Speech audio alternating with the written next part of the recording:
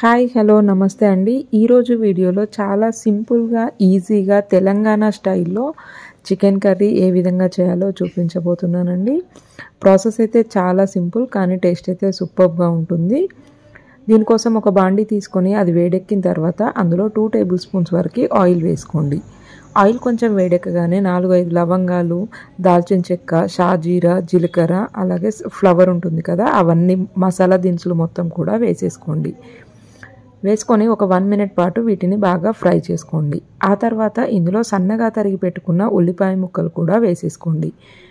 వేసుకొని వీటిని ఒక 2 to 3 మినిట్స్ పాటు లో ఫ్లేమ్లో పెట్టి బాగా ఫ్రై చేసుకోండి. ఇవి మంచిగా ఫ్రై అయిన తర్వాత ఇందులో 2 మీడియం సైజ్ టమాటాలు తీసుకొని ఈ విధంగా మ్యాష్ చేసుకొని వేసేసుకున్నానండి. వేసుకొని వీటిని కూడా బాగా ఫ్రై చేసుకోండి. ఒక 2 to 3 మినిట్స్ పాటు మీడియం ఫ్లేమ్లో పెట్టి టమాటాలు, ఉల్లిపాయలు బాగా మగ్గేంత వరకు ఫ్రై చేసుకోండి. ఆ తర్వాత ఇందులో 1 టేబుల్ స్పూన్ వరకు ఫ్రెష్ జింజర్ గార్లిక్ పేస్ట్ వేసుకోండి. ఆ తర్వాత ఇందులో 1 టేబుల్ స్పూన్ పసుపు వేసుకొని వీటన్నింటినీ కూడా బాగా మిక్స్ చేసుకొని ఫ్రై చేసుకోండి. అల్లం వెల్లుల్లి పేస్ట్ పచ్చివాసన పోయేంత వరకు మంచిగా ఫ్రై చేసుకోండి. ఒకసారి ఈ విధంగా కలుపుకున్న తర్వాత ఒక 2 మినిట్స్ పాటు లో ఫ్లేమ్లో పెట్టి ఉడికించుకోండి. టమాటాలు అనేది బాగా ఉడికిపోయి వీటిలో నుండి ఆయిల్ రిలీజ్ అవుతుందండి.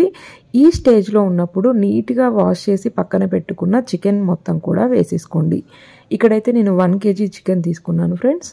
చికెన్ వేసుకొని ఉల్లిపాయలు, టమాటాలు, అల్లం వెల్లుల్లి పేస్ట్, ఈ మసాలా ఏదైతే ఉందో ఇది మొత్తం కూడా చికెన్కి పట్టేలాగా మంచిగా కలుపుకోండి. కలుపుకొని మూత పెట్టేసి ఒక 10 to 15 మినిట్స్ పాటు మీడియం ఫ్లేమ్లో పెట్టి ఉడికించుకోండి. హై ఫ్లేమ్లో పెట్టకూడదండి, మీడియం ఫ్లేమ్లో పెట్టి ఉడికించుకోండి. ఇలా ఉడికించుకున్నట్లయితే చికెన్ అనేది బాగా ఉడికి టెండర్గా సాఫ్ట్గా అవుతుందన్నమాట. ఒక 10 మినిట్స్ తర్వాత కనుక చూసినట్లయితే కర్రీ అనేది ఈ విధంగా ఉందండి. ఇప్పుడు ఇందులో మీ రుచికి తగినంత ఉప్పు, కారం వేసేసుకోండి. ఇక్కడ 1 kg చికెన్కి నేను 2 టేబుల్ స్పూన్ ఉప్పు, 2 టేబుల్ స్పూన్ కారం వేసాను. వేసుకొని ఉప్పు, కారం మొత్తం కూడా చికెన్కి పట్టేలాగా బాగా కలుపుకోండి.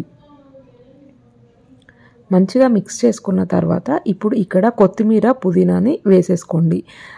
చాలామంది లాస్ట్లో కొత్తిమీర, పుదీనా యాడ్ చేస్తుంటారండి. అలా కాకుండా మనం ఉప్పు, కారం వేయగానే కొత్తిమీర, పుదీనా యాడ్ చేయడం వలన కొత్తిమీర, పుదీనా ఫ్లేవర్ అనేది చికెన్కి పట్టి టేస్ట్ అనేది మరింత బాగుంటుంది. కాబట్టి ఒక్కసారి ఈ విధంగా యాడ్ చేసి చూడండి.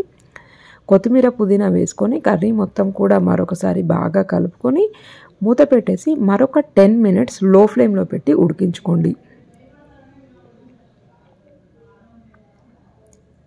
10 మినిట్స్ తర్వాత కనుక చూసినట్లయితే కర్రీ అనేది ఈ విధంగా ఉంటుందండి. 80% చికెన్ అనేది కుక్ అయి ఉంటుంది. మీరు కావాలంటే ఇంకొక 5 మినిట్స్ ఉడికించుకొని ఈ విధంగా డిష్ అవుట్ చేసేసుకోవచ్చు. కానీ ఇక్కడ నేను గ్రేవీ లాగా ప్రిపేర్ చేస్తున్నాను కాబట్టి ఒక 1 గ్లాస్ వాటర్ వేసేసి 1/2 టేబుల్ స్పూన్ ధనియాల పౌడర్ వేసానండి. వేసుకొని కర్రీ మొత్తం కూడా మరొకసారి బాగా మిక్స్ చేసేసుకొని లిడ్ పెట్టేసి ఒక 5 మినిట్స్ హై ఫ్లేమ్లో పెట్టి ఉడికించుకోండి. వాటర్ అనేది మీ గ్రేవీ కన్సిస్టెన్సీకి తగ్గట్టుగా మీరైతే యాడ్ చేసుకోండి. ఇక్కడైతే నేను 1 గ్లాస్ వాటర్ వేసాను. వేసుకొని మంచిగా మిక్స్ చేసుకొని ఒక 5 మినిట్స్ ఉడికించుకుంటే yummy tasty Telangana style chicken curry అనేది రెడీ అయిపోతుందండి.